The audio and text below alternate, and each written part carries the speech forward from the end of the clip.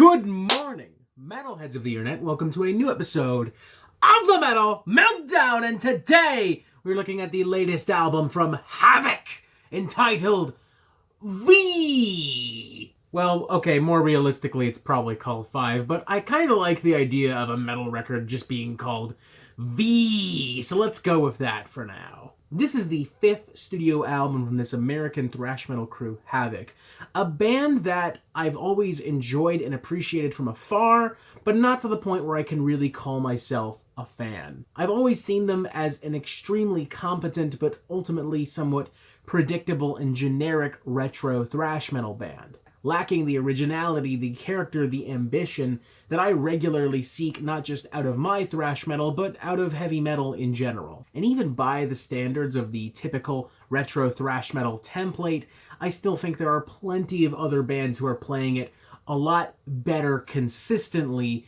than Havok, namely Iron Regan and Power Trip.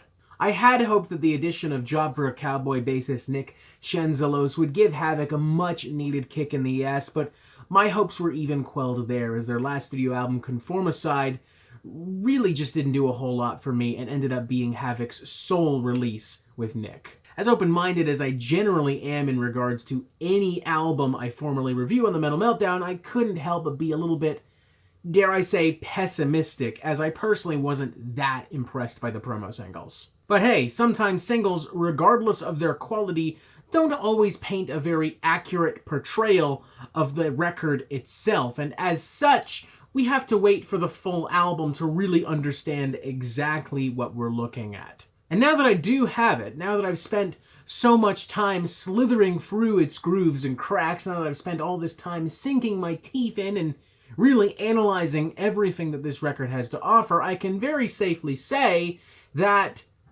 it is still very much a generic thrash record, but it's probably Havok's strongest. There aren't any dramatic changes to Havok's musical DNA or presentation, but V is noticeably much sharper, much heavier, much more aggressive, and much more poignant than previous Havok records. It's as if Havok have spent the last few years really studying thrash metal, brushing up on the classic thrash records and plenty of underground gems, as well as some modern classics from some of the bands we've talked about, bringing everything that they've learned into this record, giving it just enough polish and attention to detail to finally bring Havok into the 21st century of thrash metal without abandoning the old school mentality that has been their foundation. To put it very simply, dismissing this as yet another Havok record, while not objectively incorrect, would be somewhat unfair. A more accurate description would be V is the definitive Havok record for the people that have admired, respected, and adored Havok from their inception to this moment. The first thing I really notice about this record is how much more modern this feels in comparison to Havok's other records. It still very much has that old school thrash metal heart and soul, which we will address later, but across the record, it seems as though Havok has finally been paying attention to more modern technical thrash from bands like Vector, Revocation, and Silosis. The riffs feel more fluid and varied and surgically precise. These solos screech and ring out with the wild heart of Marty Friedman, but with the more modern technical skill of Dave Davidson. And even Havok's lyrics don't feel quite as centrist and vague here as they had in the past. It's clear to me that Havok, while not necessarily wanting to take sides, has been paying a lot of attention to the modern political atmosphere. Opening track Post-Truth Era feels especially powerful in this moment right here, as we witness not only politicians trying to downplay the impact of COVID-19, but in some cases, politicians trying to cover up just how unprepared we all were for a pandemic of this scale. An effect that, may I add, Havok is very much aware of, even saying here in this press release, Post-Truth Era is debuting at a very uncertain time for humankind.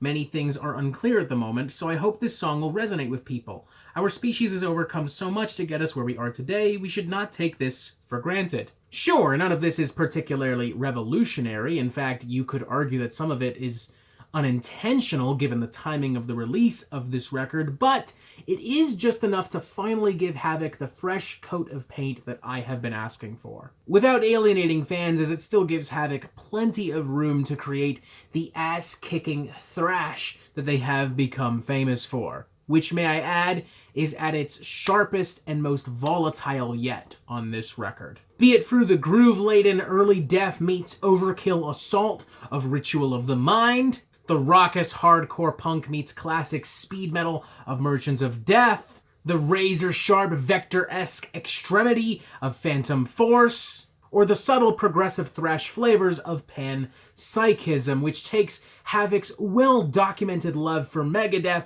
to new technical territory. To the point where, if this was released by Megadeth, I would actually probably praise it as being one of Megadeth's better modern tracks. There's not a single weak riff or chorus on this record, let alone a weak song.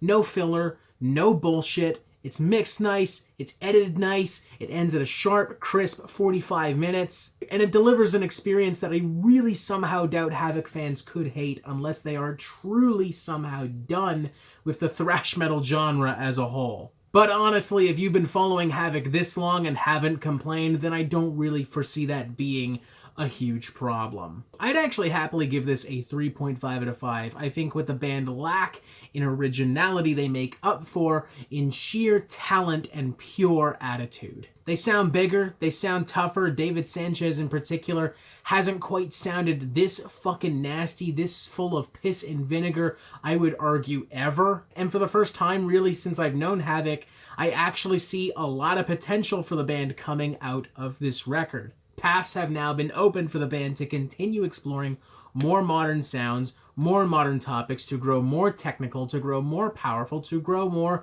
ambitious. Is it the best thrash record of 2020? No. Is it going to end up in my top 10 at the end of the year? Also no. But it succeeds in all of the places where it needed to succeed and finally establishes Havok as an individual band. Not just as another copy-paste thrash metal band, but as Havok. The true Havok that I have been waiting for all along. 3.5 out of 5, pretty damn good record. Definitely check this out as well if you're brand new to thrash. A lot of exciting stuff here. Very excited to see what the future holds for these guys. And that is it for the Metal Meltdown. I'm not an expert, nor do I claim to be, so what do you think? Do you like this record? Do you not like this record? And what do you want to hear from me next? Thank you for watching. Make sure you press subscribe so you get updates on the Metal Meltdown fucking immediately, and you have yourself a fantastic fucking day.